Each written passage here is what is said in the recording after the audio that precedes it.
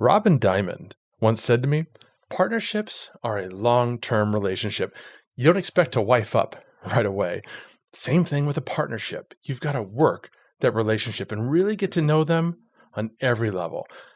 But in today's world of short-form video and voice texting and Slack messages, how do we really get to know partners and potential partners? Are long-term relationships really that important? Isn't it easier and more efficient to focus on processes and workflows and other aspects of the business that can be scaled and aren't so individualized? That's what we're covering in today's episode of Partnership Unpacked.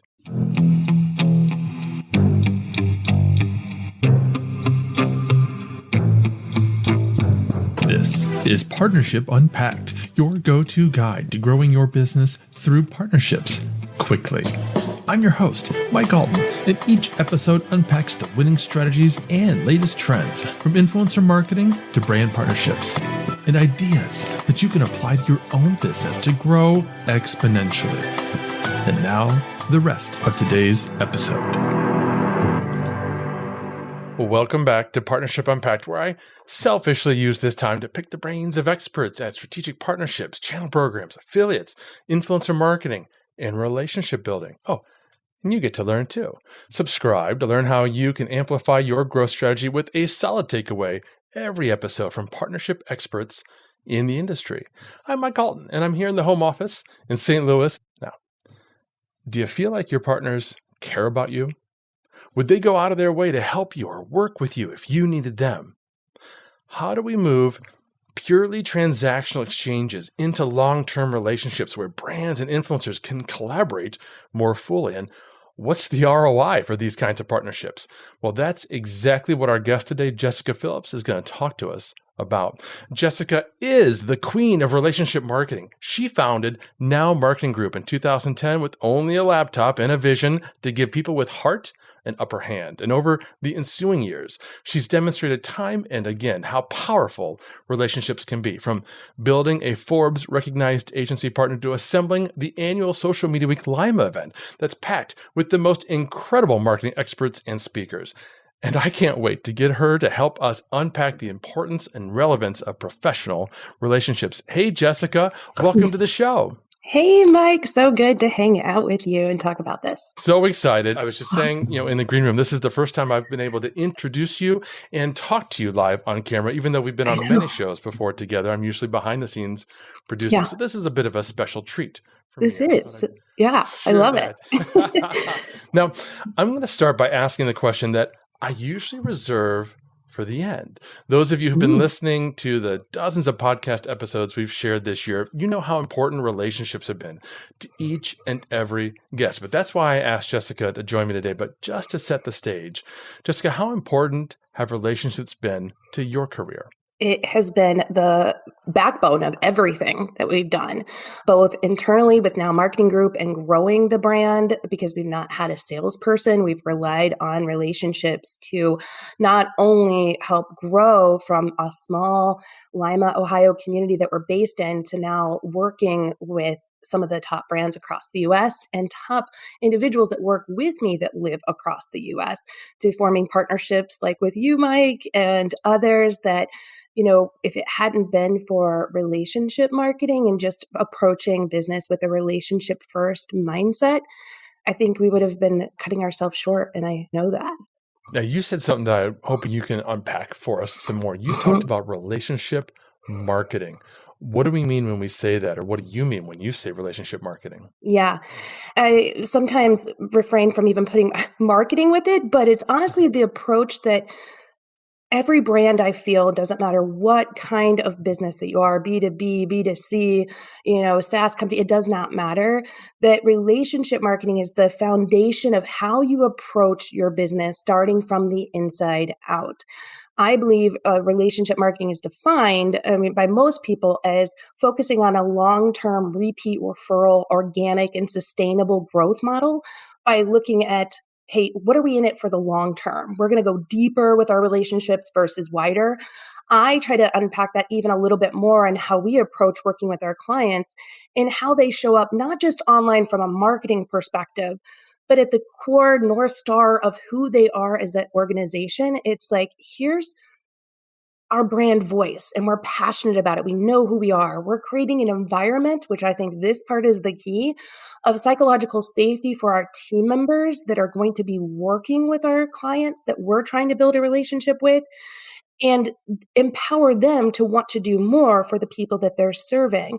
And when they feel empowered, then our clients are getting that experience, because relationships are really all about the experience that we're providing, how we're making people feel at the end of the day. So it does start from the company really feeling into who they are and what they're created to do, what is their brand manifesto, and then hiring people that are excited to do it with them and for them.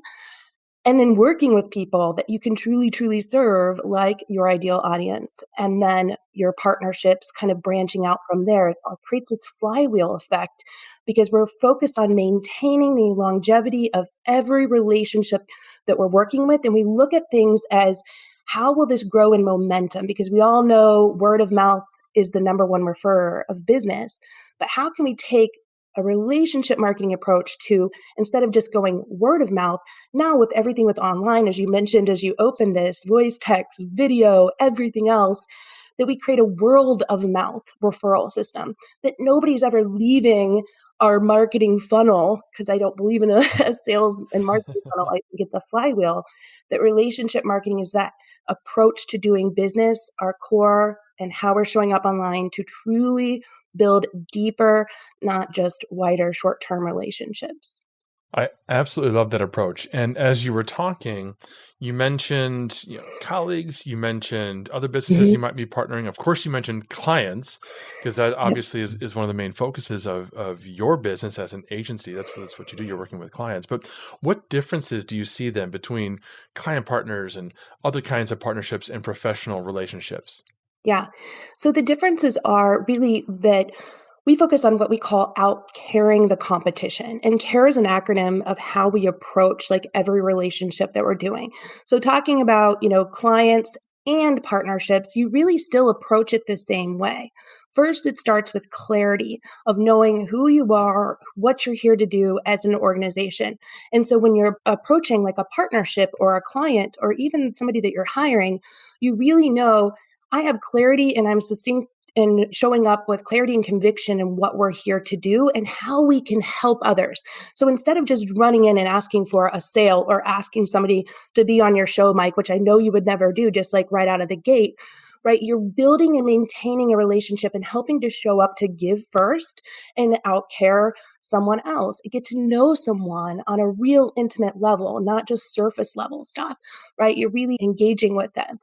And that's part of the A in CARE process, is all about articulating our message, right? So it's not only that we are showing up to capture attention, now we're articulating our message and building the relationships, which is the R part of CARE, for repeat referral business and partnerships. And the E part of CARE is all about exceptional experiences. So instead of just showing up, let's just say you're talking about partnerships, if we're, you have me on your show, instead of just saying, thank you, I'm going to show up, do my job and leave, I'm going to, go back and tell you, thank you. I'm going to probably send you a card, take some time out and truly show up that mattered to me. I'm thankful for your time and you going out of your way.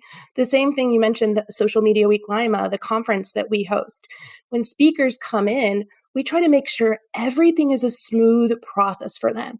We literally write out our full process of engaging with speakers and look for ways that we can add delight and remove like friction points from the process of working with us. And by doing that, we can look for opportunities of how to stand out and give them that cause for pause, if you will, where instead of like, for example, when they're speaking on stage, most people, if they get a speaker gift, it's like swag from the conference or something. We customize like a personalized bobblehead for them to give them as a speaker gift, something that is personalized to them, that it's all about shining the light on them versus just being on us. And we want to continue to build that rapport and friendship ongoing that goes above and beyond just business, right? It's relationship building. Love that. And I have to say, there's so much that I have learned from you over the years, so many lessons that I've taken from how you treat the people around you, how you thank and reward and just shine a light on what they've meant to you. So I enjoy sending people gifts, and I love it when every time we do something, it's not that it's expected, but I now know that I'm going to get something, like you're going to send me a sugar wish or something Yep. like that, because that's who you are. That's a part of the fabric of who you are. And I love that you've ingrained that into your agency. And now that's just a part of the agency that you founded, the event that you're doing. I've been a multiple time speaker at your event, and it is phenomenal. It's one of the best events in the world. And there's a reason why speakers who are going to big stages in massive cities around the world are willing to take the time to, literally planes, trains, and automobiles to get to Lima, Ohio, right? Yeah. Yes. Yeah, but you mentioned something, the word ingrained. I think that's the key that's missing. Everybody knows, like if you're, that make people feel good, you can send them gifts, but it's above and beyond that, because we can feel when things are phony and false and fake, right? And are not genuine. But when it's ingrained in the fabric of who we are as an organization, no matter what company you are, people know it, they feel it, and they remember it. They remember how you make them feel. The famous quote, nobody cares what you say until, they know that you care. That's so true, but it has to be ingrained. So it has to start from the inside out. And that's why I say, like, the key to a lot of this that's often missed because we jump to the actionable tangibles is that psychological safety of how we're creating an environment where people don't feel like they're going to be judged or that they have to just keep quiet and you go with the flow and it comes from the head down of what you're doing.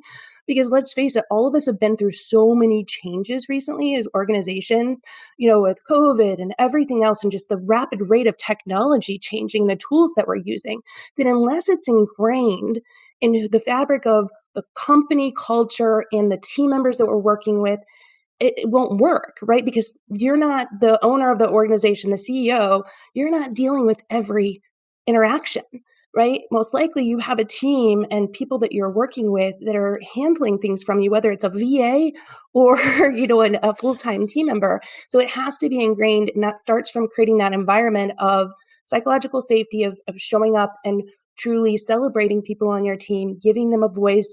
And some of our best ideas, like I'm so excited for the event this year too, and just other services that we've rolled out at now, have come from the team because they felt comfortable to share that. And that's enhanced our partnerships as well as our client relationships. I love this. And so for everybody listening right now, one big takeaway that you can write down and think about already is how easy it is to do something as simple as a handwritten note to thank a client partner, a brand partner, an influencer that you're working with, or maybe you want to work with. Whatever that partnership is, whatever that individual looks like, take the time to write a thank you note. It's just a little bit of time. It's not expensive. It's not elaborate gifting, but you can do it. And it's going to make such an impact. Now, Jessika, one thing I want to go back to, because you mentioned this a moment ago, this concept of a flywheel. Talk to us about your relationship ROI flywheel. Yeah. So the flywheel approach is thinking differently about our marketing and sales process. It's truly thinking of, instead of things just coming in and we're marketing ourselves out and trying to, I call it a bullhorn approach of marketing ourselves out, we try to think like a magnet instead first. And the core of our magnet is what we're trying to attract in. So instead of a funnel, our process turns into a flywheel. We start thinking about, who do we want to be sticky to us, to be magnetic to us as a brand long term? That starts with knowing first who you are. And I like to say it's converting, instead of just even followers on your page, to real fans, showing up and listening, creating that psychological safety for them to share and give feedback, asking questions to them, truly listening to it, responding and engaging more than you're just wanting people to engage with you. Then taking your clients and making them true advocates for you. So your marketing and your approach to doing business is thinking about, how can we serve and outcare our competition with our clients? Like, what is it that we're missing? It's writing out our sales and ongoing management process with our clients that can truly delight them in a way that's going to keep them sticky to us and referring us on. Once we get this momentum of our followers to fans, our clients to our biggest advocates, our team members and to our biggest evangelists, because they're the ones that are providing the experience most likely at the end of the day to our clients and customers, then we can take it and move it into a place where we're growing with our community partners into collaborators. So instead of just being somebody that you know in the community, like for example, Mike Alton here with Agora Pulse, we're huge cheerleaders of them, but now we're collaborating on sharing value here to their community and also something that I can share with my community. What happens then when we start this focus is that we grow in momentum over time. Nobody's dropping out of funnel.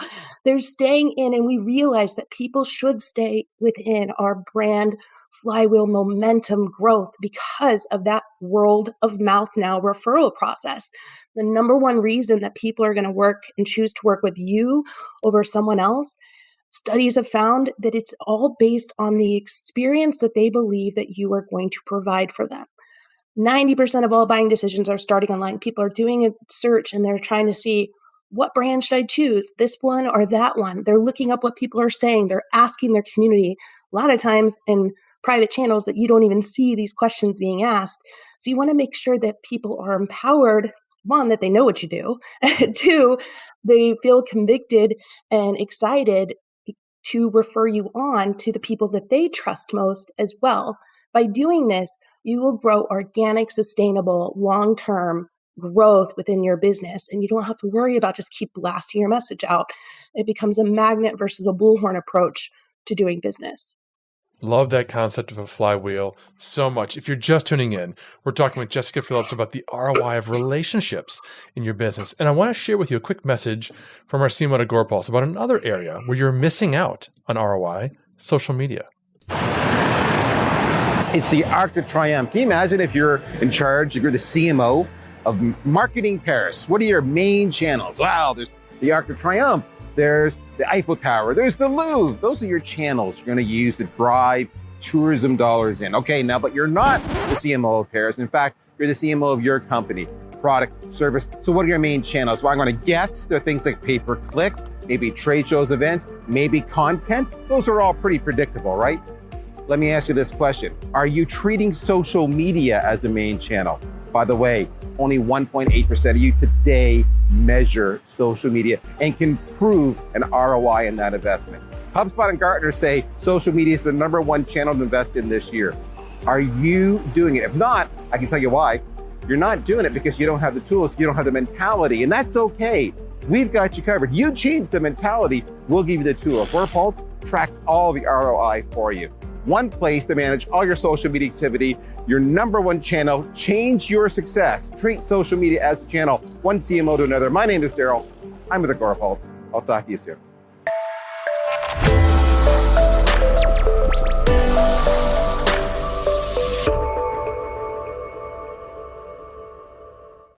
I just love that video so much. We need to go back to Paris and film more video content. Oh, I volunteer as tribute. I just want to say I love the feature, the social ROI feature. I mean, showcasing it, right? Like it's there black and white and it's amazing. So thank you, Agora Pulse, for making my life easier. Awesome. Thank you for plugging that in there. And so for the first half, we've been talking about, why relationships are important and talking at a very high strategic level, which I love. Let's now get into some of the details. Could you share, for instance, a couple of examples of situations maybe where focusing on the relationship paid dividends long-term, particularly if it involved like you and another brand or perhaps another influencer? Yeah, I can share a couple examples, quick ones, and I'll start from the most basic level, time. Okay. So one, since we've been talking about Social Media Week Lima and plugged that a couple times, really that all started from me attending a conference, Social Media Marketing World. And when I went there, instead of just focusing on what a lot of people do at conferences is like try to get to know as many people as you can and you just say your name and where you work and all that, it's just like surface level stuff that nobody remembers. We're all smiling and just trying to think about the next thing that we're going to say next. Instead, I went through the approach of truly getting first a look at who's attending the event. Still do this today, still teach this to my team. Look at who's attending the event. Who do we feel like we could connect with? Intentionally going and looking for those people and asking more authentic relating type questions. Like what's a project that you're working on that you're excited about? That kind of thing, right? But when going to that huge event, and so all of us go to events most likely, instead of just trying to feel like I was amongst a sea of people, which I was, I tried to pull those most intimate connections that I wanted to have. And I created what was called a s'mores night, where I invited everyone to come and have some s'mores and wine on me. And we sat and we laughed around the fire. And what happened as a part of that is, one, everybody got outside of their brain of thinking of just business, business, business. We laughed, we got real, we had really great connections. And what transpired out of that is I maintained those connections and now hosting a conference of my own because those connections and relationships were maintained. I was memorable, right? They remembered how they felt when they were hanging out. Now they're willing to come in, as you mentioned, planes, trains, and automobiles to Social Media Week Lima, and to have that experience that fix that connection with others that are just like them, because that's who we surround ourselves with at that event. That's paid huge dividends. People have come back, like, Brian Fanzo, he's come back like 8 years, and we've had amazing Angus Nelson, Mike Alton, some really, truly amazing people that would show up and advocate for this event in a small town of people when they could be on this big stage, because they realized, and many of them said this in a video, that not only did it pay dividends for us because we're hosting this to add value in our community, but to them, because it's a community that, even though it's a smaller event, like, people took action on what they were saying, and they've maintained and had sales as it related to that event afterward too. That's one example. Second example, using time again. When I first started out Now Marketing Group, and I still do this today, I realized, like, people weren't going to hire me because they couldn't Google how to do social media or, Google, how to hire a VA really quick. I realized that they just maybe didn't understand the power of it or how to do it in a way that could lead to really great results. So I started hosting free trainings in our community once a month. Still do this now, and offering those trainings to people for free and teaching them the process that honestly we do for them. And by doing that, some of them didn't have the financial ability to hire us at the time, but they went to work at a company or they've grown their business and they've become my lifetime clients that have been with me, many of them, for the whole time that I've been in business or since they've started attending those sessions. One of them just landed a really long agreement for the year to now speak and teach their community within the pharmaceutical industry and healthcare system. So now I'll be in front of a target audience group of hundreds more that now they've invited me in the door because they knew my approach, how I'm showing up, and that I was serving first. I had a heart of serving first, not just asking for business. And the one thing I want to highlight there that you didn't mention, but I know, is that when you were doing these trainings, you were also partnering with other individuals, other community members, other organizations and brands like Mark, the comic book store owner, and folks like that, to widen that reach and to help more people and bring more people on board, right?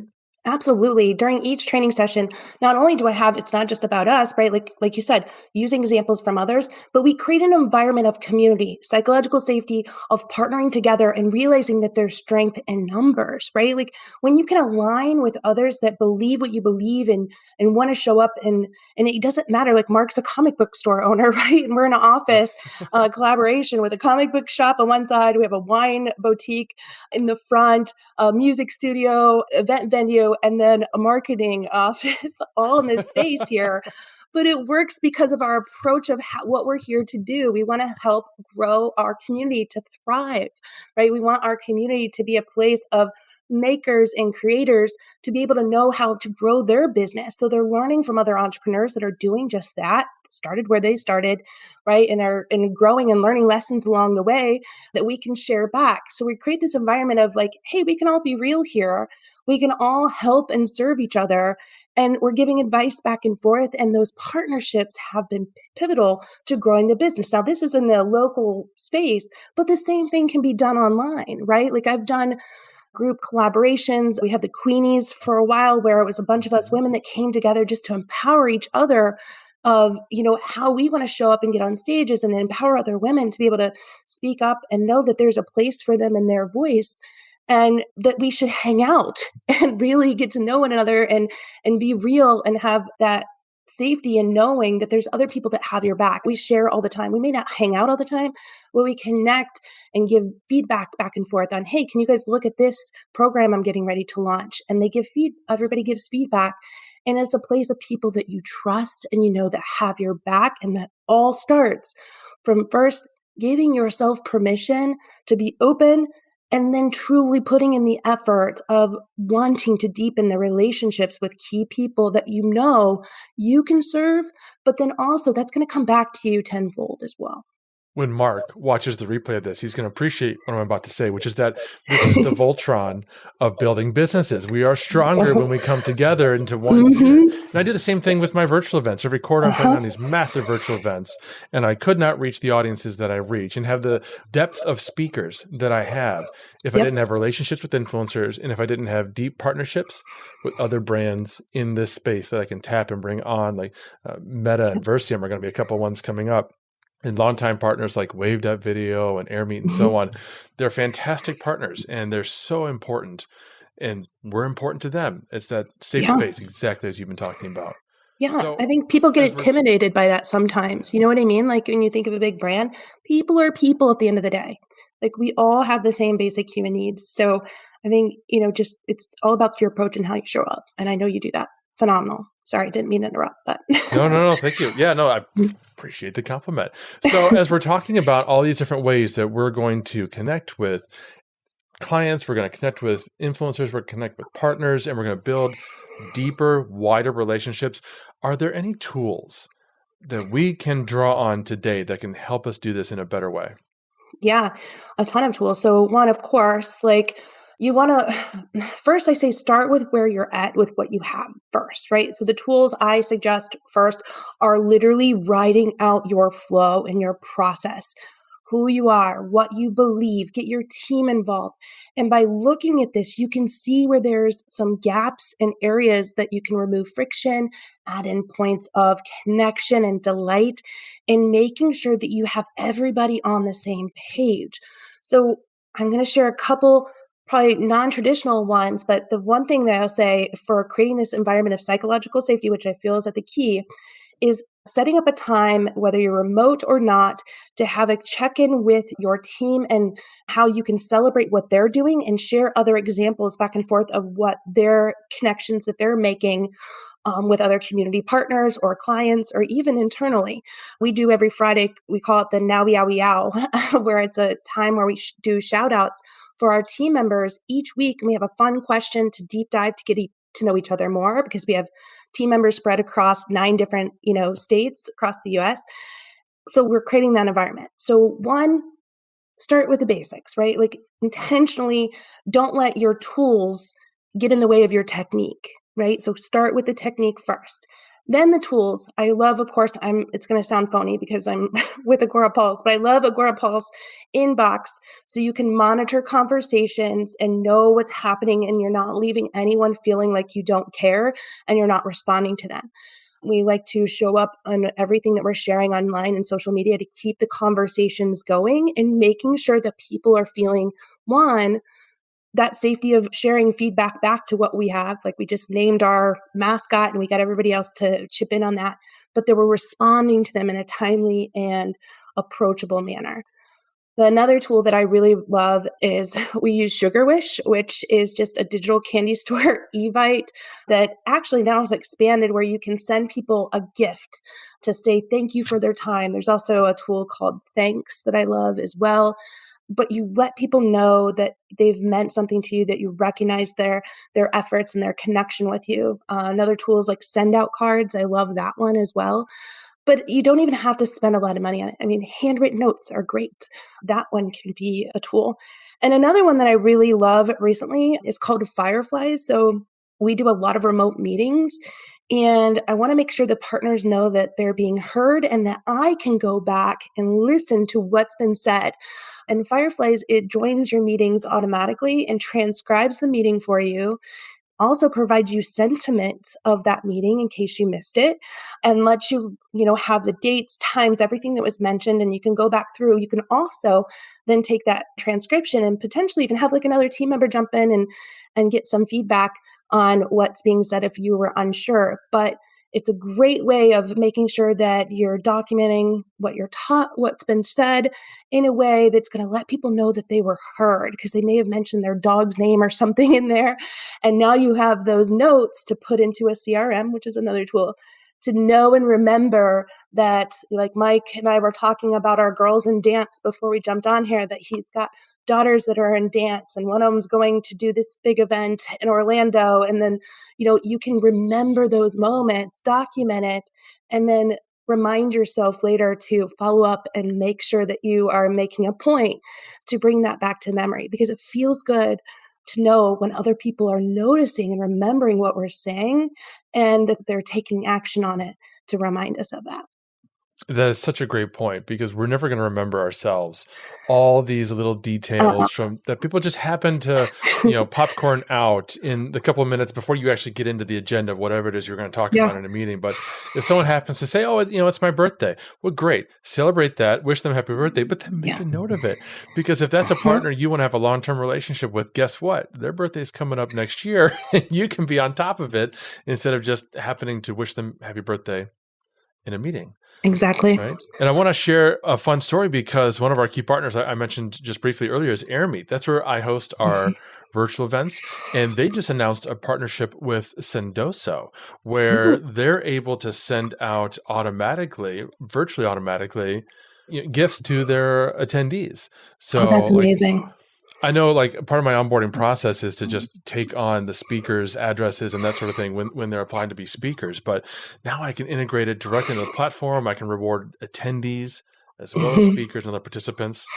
Fantastic. It's great. I mean, sentiment is huge, and especially monitoring that too. And tools will help you do that, because sometimes we get in our own way with how we're feeling. And so it's nice to want to have a tool to help us, as well as, like you said, just document it, write it down, and then take action on it, but make it part of your approach ongoing, right? Great. So now, what advice would you give to brands who are looking to build relationships specifically with B2B influencers? Ooh, I would say don't jump right in and just ask for something right away. I would say, one, first, know what they're about, take time to engage with them, understand a little bit more about them. And that can even just start from looking at their past content, then responding and thoughtfully on what they're sharing online. And then what I've done to do this and make this happen easier is, like, on Facebook, I'll do a see first kind of thing, right? From favorites. Twitter, you can have Twitter list. LinkedIn, create a saved list there. And that way you can be intentional with your time that you're spending and make sure that you're engaging, but again, thoughtfully engaging. Then look for an opportunity after you feel like you've had some headway there, you're connecting. Then look for a way to be mutually beneficial, whether you can help them in a way and they can help you. So maybe it's a collaboration that you're doing, but not just asking for something right out of the gate, right? You got to feel it out and see how those can work. One of the things I've done is personally is, like, feature others. So I look at ways of, one, like talking about how to build a craveable brand. And I'm like, hey, I know you are all about this. You are expert at it. Share with me your tips on how you feel that brands can build, this craveable brand. They give me their input, and then I feature them all over. So I'm shining the light on them versus asking them to shine the light on me. By doing that, then you can progressively build that rapport over time to then maybe invite them to your conference, invite them to be on your show, that kind of thing. And just remember to stay in contact with the people that you care about, regardless of whether or not you need something from them at that time. I think that's definitely another thing that matters a lot. I love that approach. In fact, another example from you that I recall is an article that you wrote, you collaborated with your team, listing women in marketing. To follow, what was it, 65 women? Yeah, it keeps growing. The more women I meet. Yeah, I love it though. And it's just featuring them, and then I intentionally, I didn't want to just create another list, right? I wrote in there what I loved about each person and, like, what their core, stance is on things. And this is giving other women the chance and opportunity to then connect with more. Some of it spurred from a list that was done by a very well-known publisher, and they were listing the top 100 most influential people. And there was, like, one woman in there, I think. And I think she may have even been beside a guy at that time. And I was like, wait, what? There's so many amazing women to feature too, but look for those opportunities too. Again, shining the light on people. And when there's nothing in it for you, many of them, yes, they have marketing agencies too. They do similar things to us, but it doesn't matter. It's still a collaboration and, celebration of all the people that we can serve greater together when we're working together. For those of you listening, this is such a terrific case study in relationship marketing. It's the idea of a listicle, but done just so many ways better. Like Jessika said, she took the time to include a personal opinion, thought, validity to each post. It wasn't just a list of 65 women that happen to have high Twitter follower accounts, right? No. There was a reason for picking each and every one of these. And there's also the added angle, which I absolutely adore because I'm a huge supporter of shining a light on women specifically. So there was a sociological angle, to put it another way, right? Where we are helping a somewhat disenfranchised audience through our content, through our own influence. And by so doing, we're creating a positive relationship, maybe an intro to some of those women, right? And we're endearing ourselves to our audience. That's why this is a case study to me, because it was just so brilliant. There's so many layers to this. Well, I love that you said the underserved too, because it brought up another point. When I was creating this list, some people are like, wow, I'm on there because they're looking at some of the other women that are, maybe years ahead in their career or follower count, which I don't care about, but, those kinds of things. And that's another angle to look at when you're thinking of influencer. Everybody has a level of influence, right? And so sometimes even the speakers that we have on the stage in Lima, the people that we're putting on this list, it's about who you're connecting with too. And they're going somewhere. If they're very passionate about what they're doing and they're showing up in a way, they may not be that influencer today that quote unquote people call influencer, but they will be tomorrow. If they're continuing following in their path, they could grow there. So it's like connecting with the people that you do truly vibe with, because you have no idea what they're going to grow and blossom into on their next level. They may just be getting started. But that's been the same thing true with, like I said, Social Media Week Lima. Some of the people, it was their very first time that they've spoken on stage was in Lima. Chad, our friend, he emceed the event last year. And he's going to be back this year. He's amazing. And everybody was just like blown away when they found out this was the first time he'd emceed, because he was flawless and so creative. Sometimes people just need that shot first, that feature that, you just get to, that's the benefit also of relationship marketing, is you get to know their story a little bit more intimate details on someone. So you're not just looking at the surface level of stuff to decide if you should work with them or not. Really digging everything you're saying, because that's 100% my approach as well. Many of the influencers that I work with are folks that I can tell how they run their agency. I can tell how they approach social media. And I don't care how many followers they have. It's their mindset, their philosophy, their beliefs. Yep. That's what resonates with me and what's going to resonate with the brand Agorapulse. So those are the kinds of people that I'm looking at today to be our major influencers down the road. And they're often people that I'm working with individually that, like you said, they're like, I'm not an influencer. I don't have a big audience. I don't have a voice. And I'm like, well, of course you have a voice. Yeah. Of course you have influence. Yeah. You may not have as much follower count as somebody else in your space, but that's not relevant today. What's relevant is, what is your message? Who are you talking to? What are you trying to accomplish? Yeah. Exactly. Amen to that. All that. Yeah. So now let's turn the table a little bit, and let's suppose we're trying to build relationships with brands. Do you have just like one or two quick tips for folks who want to build and drive better relationships with brands?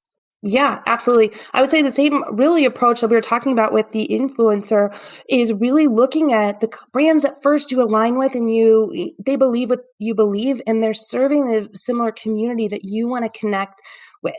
And then look for ways of how you can serve and support them too. But look for the key people in the organization that you want to connect with. So, for example, if looking at like Agorapulse, you're going to look at Mike Galton or whom else that you want to, Deb may be on the team. But look for the individuals that you can truly build that relationship with first, that's then going to help, open doors potentially, or maybe look at ways of collaborating together. But for each brand, you also just remember there's a human behind that logo. There's many humans usually behind the logo. So you still do want to take that relationship first mindset on getting to know the people there and what's at the core of their business. Where are they looking to grow? What are their goals? Where can you help serve them, and how then can you align together to potentially create something amazing? And we featured companies all the time, like our favorite companies that help us grow in relationship marketing, right? There's some of them that I just mentioned, Sugar Wish and Send Out Cards. And, at the time when I was first writing, it was BombBomb. It was like the video email company, but featuring them in a way too that's shining the light on them, not asking them to shine the light on you. And by doing that, then you both grow together. That's such a great point, to identify and build relationships with the individuals at the company. That actually echoes something, somebody that was watching, Jim Nichols, said earlier, because he said, I love to see a brand reflecting their own character in their go-to-market. So many service businesses say what makes them different is the people, but forget the unique character of their people in the ways that they reach out to acquire new customers. So to your point, Yes. brands that do a better job of showcasing their own employees on social media through their marketing channels are making it so much easier for their customers and their potential partners. Yep, absolutely. Yeah. And also I love the companies that are giving like that creative freedom to team members too, to, do a show, right? Like, or do something else like that is all a collaboration together. But it showcases the personality of the team that's there within the company that shows. Yeah. Because there's how many companies, that's their motto. It's like, we have great customer service, or it's the people, but it's like, what does that really mean? Like, what do you really care about at the end of the day? Right. Jessika, you have been amazing. This has been such a powerful show. So many fantastic clips. I can't wait for the podcast to come out and all the highlights. But until then, can you tell folks where to reach out to you, to connect with you, where to learn more? Sure, absolutely. Thank you. By the way, it's amazing hanging out with you and realizing that this is the first time you've actually interviewed me. I didn't know, because we've been on so many shows together with you as the voice of God in the background. But I would love to connect with people and, learn more about you and connect and see how I could help. You can find me personally at jessikaphillips.com. That's Jessika, Jessika. Phillips, PHILLIPS.com. And then just the social channel of your choice is all at the top listed there. And I would love to start a conversation with you there. Fantastic. And friends, that's all the time we've got for today. But don't worry, we're live every single Monday with a new podcast dropping. So make sure you're following us on Apple or Spotify or wherever you like to listen to great podcasts, and leave us a review. We'd love to know what you think. Until next time. Thank you for listening to another episode of Partnership Unpacked, hosted by Mike Alton and powered by AgoraPulse, the #1 rated social media management solution, which you can learn more about at agorapulse.com. If you enjoyed this episode, please subscribe on your favorite podcast player. Be sure to leave us a review. Your feedback is important to us. And if you want to be part of our audience during live broadcasts, take a look at our calendar at agorapulse.com/calendar. Until next time.